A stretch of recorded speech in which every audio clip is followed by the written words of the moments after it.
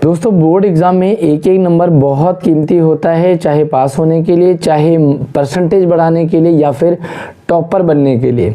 ऐसे में आसान से मिलने वाले ये 5 नंबर क्यों छोड़ने हैं जिन्हें अक्सर बच्चे छोड़ के आ जाते हैं। हमारे पास हिंदी में 14वां प्रश्न होता है जिसमें आपको स्ववृत्त लेखन और ईमेल लेखन ऑप्शन में आता है। या तो आपको स्ववृत्त लेखन लिखना होगा या आपको ईमेल लेखन लिखना होगा।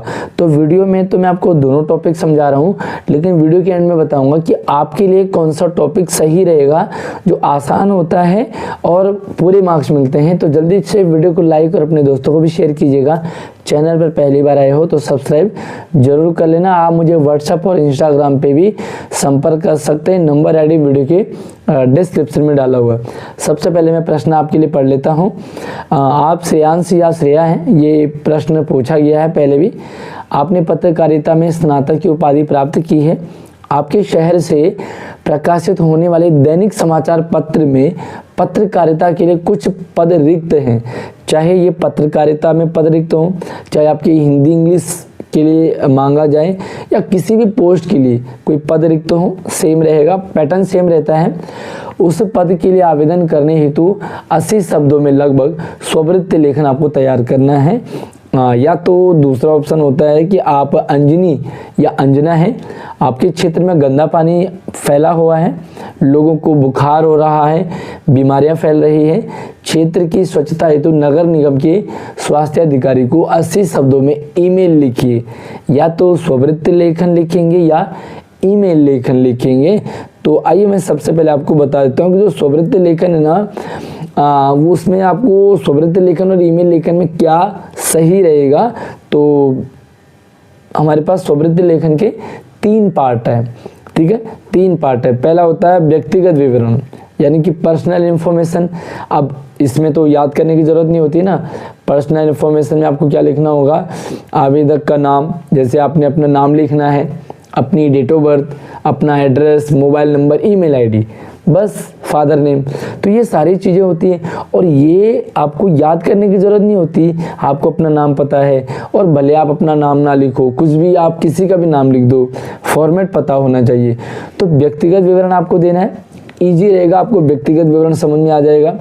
उसके बाद आपको शैक्षणिक योग्यता, भाई आपकी पढ़ाई, तो क्योंकि आप अभी 10th क्लास में, तो ऐसे में आप 8th 9th 10th की डिटेल दे सकते हैं, नहीं तो आप फेक देनी है। आपको फॉर्मेट पता होना चाहिए। आप 10th की डिटेल दे दो, 12th की डिटेल दे दो, है ना। तो 2-3 क्लासेस की आपने डिटेल दे दी तो आपको मार्क्स पूरे मिल जाते हैं, है ना, जिसमें 10वीं कक्षा से लेकर उच्चतम डिग्री तक की जानकारी मांगी जाती है। बोर्ड है, कितने परसेंटेज आपके मार्क्स आए, ठीक है। तो यहाँ पे और तीसरा रहता है कार्य अनुभव कौशल, यानी कि आप किस फील्ड के लिए अप्लाई कर रहे हो और इसमें आपका एक्सपीरियंस कितना है।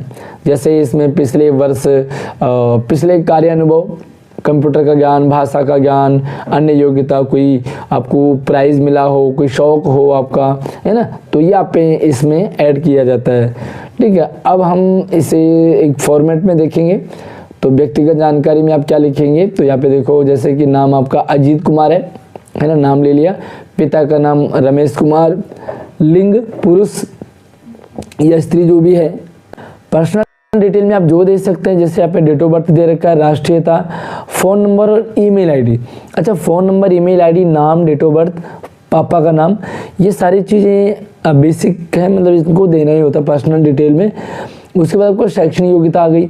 तो शैक्षणिक योग्यता में क्या दिया, यहाँ पे देखिए, कंप्यूटर साइंस इंजीनियरिंग बीटेक किया हुआ है ना। उसके बाद आपने 12वीं की है, 12वीं के बाद आपने 10वीं की है। बस आपने इतना देना, किस बोर्ड से किया है, कितने मार्क्स आपके आए हैं और किस ईयर में, किस सन में आपने किया है, बस कुछ भी नहीं है, बहुत आसान है।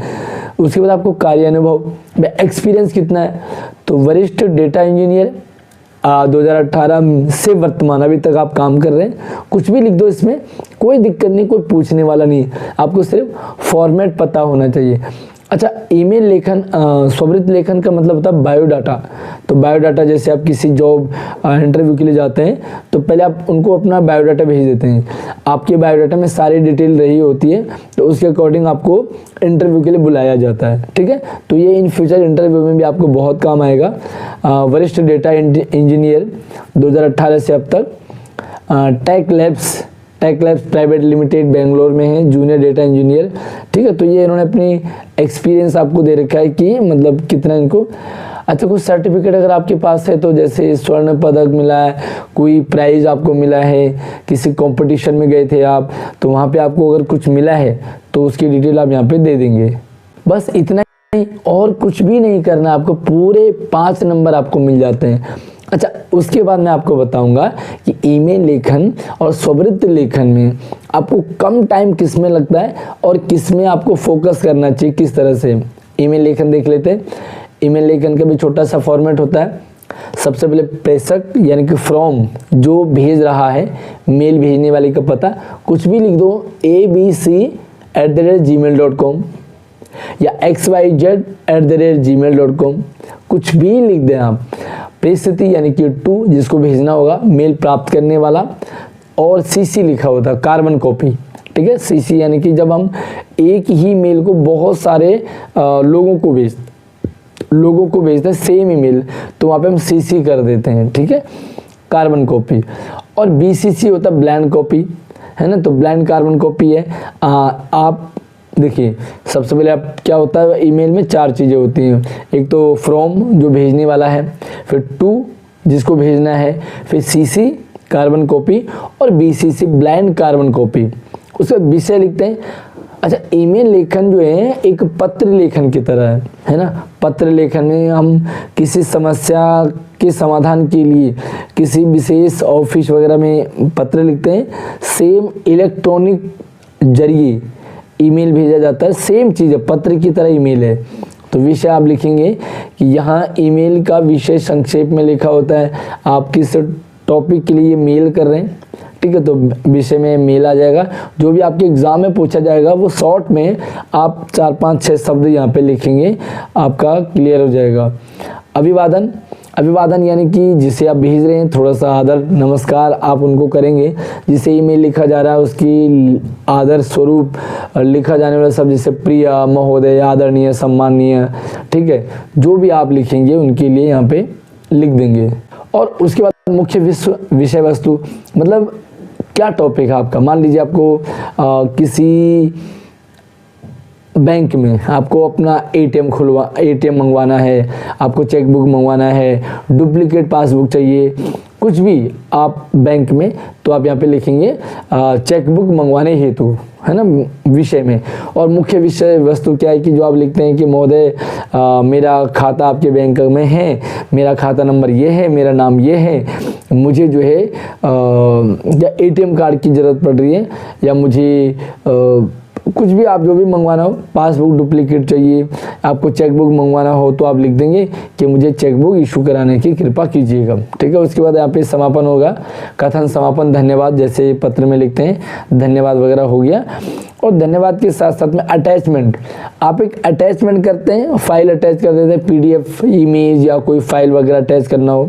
मान लीजिए किसी जगह आपको डॉक्यूमेंट की ज़रूरत पड़ रही है, मान लीजिए आप अपना आधार कार्ड बनवा रहे हैं, तो आधार कार्ड में अपनी डिटेल आपको देनी होगी, जैसे जन्म पत्री देनी है या अपनी फ़ोटो वगैरह देनी है।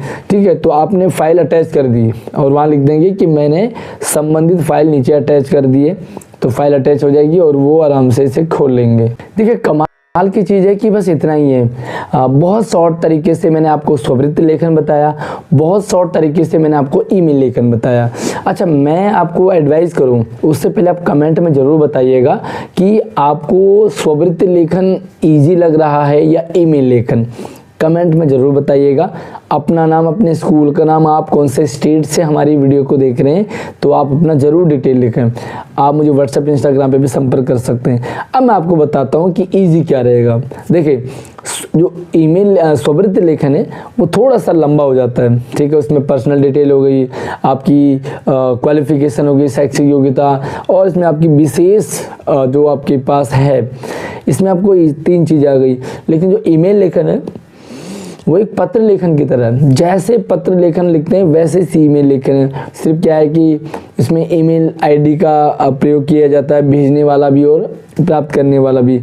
तो ईमेल लेखन, क्योंकि आप पत्र लिखते आ रहे हो पहले से, तो ईमेल लेखन आपको आसान पड़ेगा जहाँ तक मुझे लगता है। बाकी देखिए तो आपकी चॉइस है, या आप आपने किस तरह से किस टॉपिक को पकड़ा समझा है ना। ये स्ववृत्त लेखन भी बहुत आसान होता है। आपको कुछ भी मतलब क्या है, कोई भी टॉपिक पर स्ववृत्त लेखन आएगा, आपको घर से ही याद करके जाना है। अपना नाम, पापा का नाम, date of birth, phone number, email ID. अच्छा, फ़ोन नंबर और ईमेल आईडी आप अपनी रियल ना लिखें, इसमें आप फेक बना करके कुछ भी लिख देंगे। समझ आ गया। तो ऐसे में क्या होगा कि बड़ा इजी रहेगा आपके लिए और आप जो है आराम से ये सारी चीज़ें कर लोगे। तो पर्सनल डिटेल आपने लिख दी, फिर आपने तो 10th और 12th आपने कुछ भी इसमें लिख दिया, मैंने 10वीं कब करी, 12वीं कब करी, कितने नंबर आए मेरे पास, क्योंकि अभी आप 10वीं के एग्ज़ाम दे रहे हैं। तो ऑब्वियसली आपने 12th नहीं किया, अभी आपने 10th पास नहीं हुए, आप कितने नंबर आए आपको नहीं पता, तो कुछ भी लिख दो कि आपके 10th में 90% नंबर आए, 12th में आपकी 98% नंबर आए, है ना। इसी तरह से आप कुछ भी लिख देंगे तो आपका फॉर्मेट पता होना चाहिए, बाकी आपको मार्क्स पूरे मिलते हैं। तो यार मैंने तो आपको बता दिया, आपको कौन सा टॉपिक आसान लग रहा कमेंट में ज़रूर बताइएगा। आप मुझे व्हाट्सएप और इंस्टाग्राम से भी संपर्क कर सकते हैं, लेकिन कॉल कोई भी ना करें, आप मुझे मैसेज ड्रॉप कर सकते हैं, नंबर आईडी वीडियो की डिस्क्रिप्शन में। बाकी हिंदी से रिलेटेड मैंने सारे टॉपिक, सारे चैप्टर, ग्रामर की एक्सरसाइज, सारी चीज़ें मैंने वीडियो डाली हुई है। तो इस वीडियो के डिस्क्रिप्शन में आपको लिंक दे दूंगा, सारे टॉपिक आपको वहाँ पे मिल जाएंगे। कुछ और जानकारी चाहिए हो, कुछ और चाहिए हो तो कमेंट कर लीजिएगा, मैं आपके लिए सेपरेट वीडियो लेकर के आ जाऊँगा। अगली वीडियो में नए टॉपिक के साथ मिलते हैं, तब तक आप अपने ख्याल रखिए। जय हिंद।